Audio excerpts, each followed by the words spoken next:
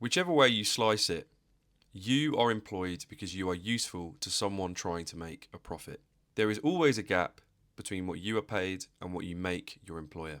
From your perspective, you want to be paid enough to live a decent life, to buy a certain amount of food, shelter, heating, clothing, entertainment, travel, furniture, healthcare, hobbies, etc. Outside of owning resources, either privately or through your government, that directly produce or are used to produce these things, there are two ways for you to get more of these things using your wage.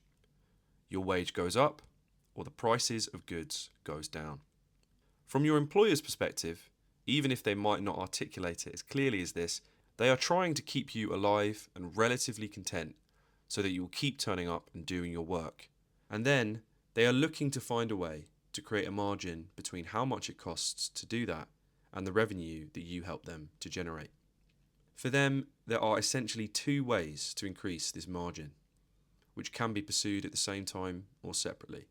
Firstly, they can work you longer and/or work you harder, getting someone to come in a little earlier, to miss a little bit of their lunch break, to leave a little later, as well as subtly encouraging someone to squeeze in extra tasks, increase their pace, take on more responsibilities. All of these are attempts to widen that margin. Secondly, you can become cheaper whilst continuing to generate the same revenue or working at the same pace and intensity.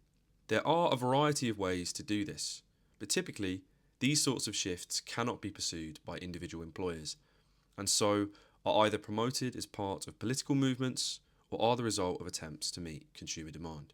For example, the invention of the internet makes it possible for businesses to act as middlemen for people looking to sell and purchase second-hand items, enabling people to share things more efficiently and therefore, as an unintended consequence, lowering necessary expenditures and reducing how much a person needs to be paid to live a decent life. Similarly, the internet makes it possible to distribute entertainment very cheaply, or to allow members of the public to simply entertain each other for free.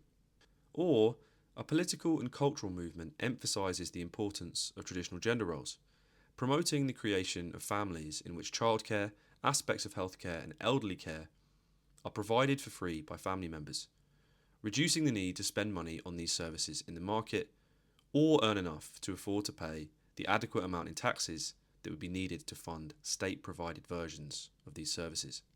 But in general, reductions in the cost of living, which reduce the cost of keeping workers going and therefore increase potential profit margins, are achieved through the invention of productive machinery.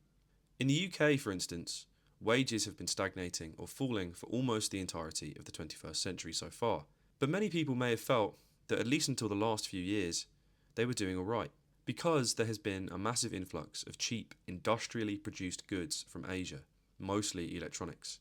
We'll skip over the fact that many businesses in the UK have found it harder to make money over the last few decades, because demand has been suppressed as the majority of people began to own fewer things, both individually and through their governments. But what's striking about the reduction in the cost of living enabled by new technologies is that, from the perspective of employers, it represents a strategy to prevent calls for wage increases, and therefore as a way of protecting their margins. So, what happens when a minimum wage is introduced or raised, or when a mandatory limit on working hours is brought in? Although they appear to be quite different things, these measures represent identical interventions in the labour market. Both reduce the gap between what people are paid and what they generate for their employers. The minimum wage increases what people are paid, bringing it closer to what they generate. Limits on working hours without a reduction in pay brings what employers generate closer to what they are paid by reducing how much labour they supply. As the first country to industrialise, the UK also has the longest history of these sorts of measures. Every time a higher minimum wage or reduction in working hours was proposed, there was significant resistance from employers who claimed it would make goods more expensive and destroy the viability of certain low-margin sectors.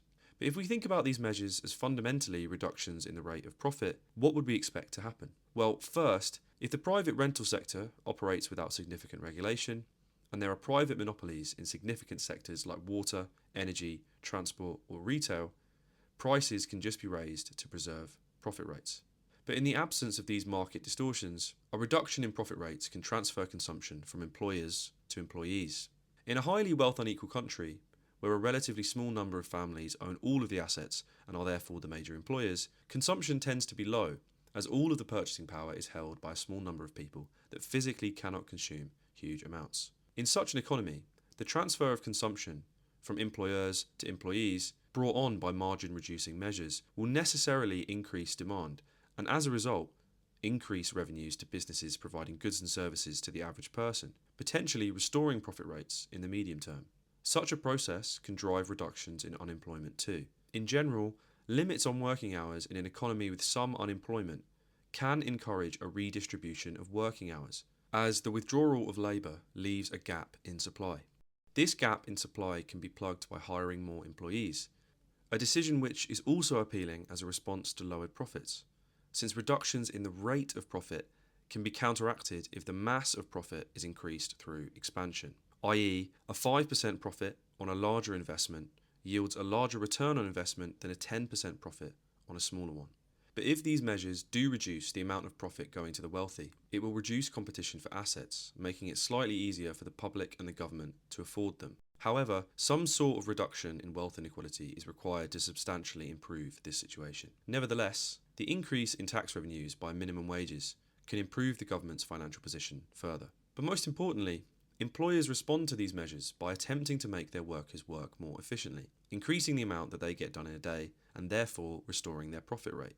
And they respond by using machinery, which in the short term, as their competitors catch up, yields them windfall profits, since they do not have to lower their prices to reflect their productivity gains until their competitors figure out how to match them. But in the long term, machinery lowers the cost of living, making it both less likely that workers will ask for higher wages and easier for employers to resist their demands. If workers are not organised, however, employers can rehire workers at lower rates, change schedules, find ways to subtly cut wages to reflect this reduction in cost of living. And if, as is the case in the UK and many other developed countries, your central bank aims to keep inflation at a non-zero rate, your wages can be passively cut through inflation in line with the lower cost of living. So, when planned and implemented in ways that are appropriate to your economy, minimum wages and reductions in working hours can reduce unemployment, increase living standards, make assets like housing more affordable, encourage more efficient production methods, and promote the use of machinery that further improves productivity. In fact, it is only by using these mechanisms and others that place productive machinery in the hands of the average person, mechanisms like wealth taxation that will encourage major employers to sell their shares to their employees, that the mass of the population can benefit from new technologies by either consuming more or working less.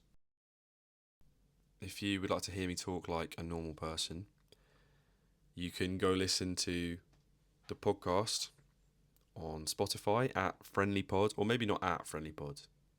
I think it's just called friendlypod, but search Friendly Society, I guess.